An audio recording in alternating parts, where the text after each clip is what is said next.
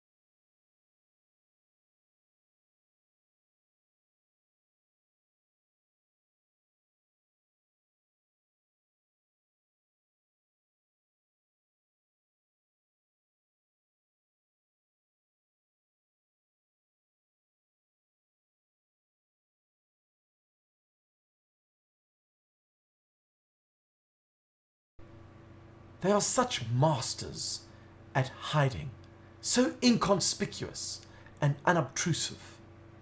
But to the trained eye, the innovator is easily spotted. Cast your eyes to the Minecraft statue, TV sets, and of course, beanbags. But if you look carefully, an excited innovator is hiding. What makes a good innovator or inventor? Someone with lots of imagination. Do you have a lot of imagination? Yes. You have to always have new ideas every day to then keep you going. So you don't have to wait a whole day to get one idea. So when you come to the imagination chapter, do you feel inspired or motivated to be an inventor or an innovator? For sure. Why? Because we learn new things, we do new things, and it helps us to stay motivated also. Hi, I'm Steve Sherman from Cape Town, and I run the Cape Town Imagination chapter. And I just want to chat to you briefly about innovation, invention, creativity, and all the main ingredients that we use when it comes to building a chapter and running activities. So the first thing we've noticed is that when children are brought into an environment where we need them to be creative, they need to be comfortable. Not just comfortable with the venue, but comfortable with each other. They need to get to know each other. We also need to stress that errors, mistakes are very important in the process of learning. So whenever we design and build things and it fails, it becomes a wonderful learning opportunity. We know that we can't please everyone all of the time. So the trick is to try and find as many activities as we can that will interest the majority of our students. Our numbers can vary from week to week. The ages can vary, and it's important to have a plan B whenever you're running a session. Just this afternoon, we were talking about the water crisis in Cape Town. Cape Town will be the first major city in the world to have their taps run dry.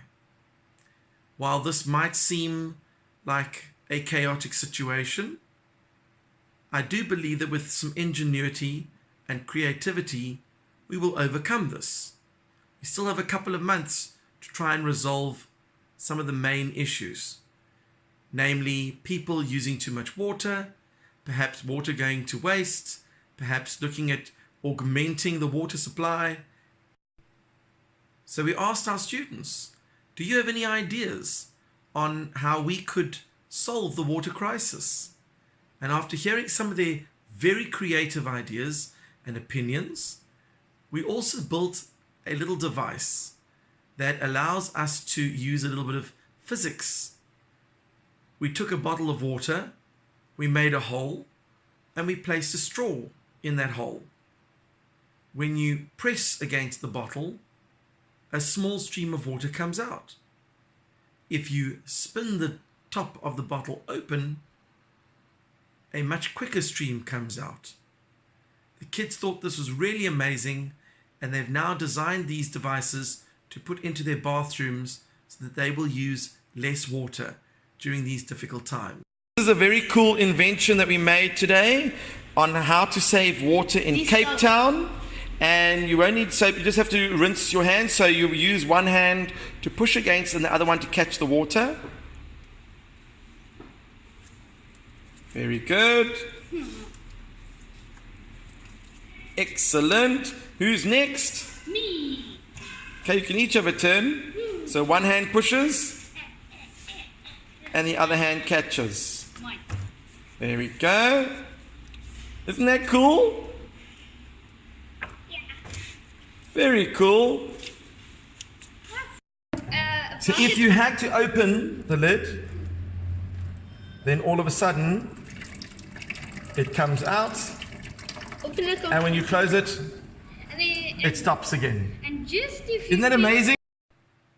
My advice to other chapters would be to allow kids to be exposed to some of the incredible inventions out there.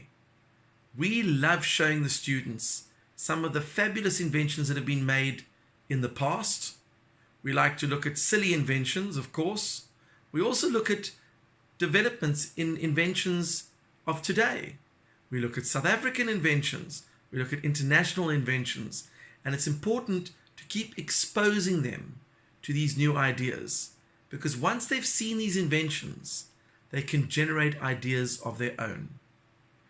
We also feel that students need mentoring.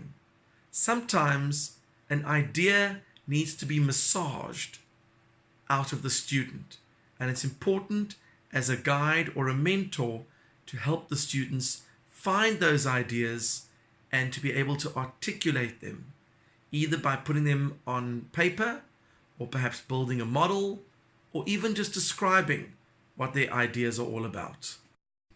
I also want to suggest that, of course, you have a variety of tools, items that will help with the creative process.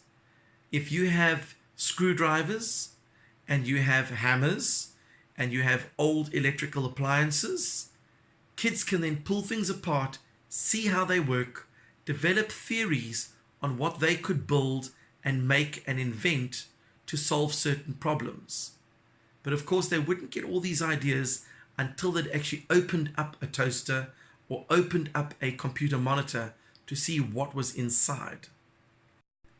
And last but not least, students need to have fun. It's important that they get to explore their own activities. We get to laugh about it. We get to do some crazy things. But when the students leave an imagination chapter session, they are smiling from ear to ear. And that means they can't wait to come back to invent and discover and innovate new things. And often what we have found is that they will go home and create their own devices or new inventions or innovate an idea that we've given them, and they will come along very proudly the following week to present it.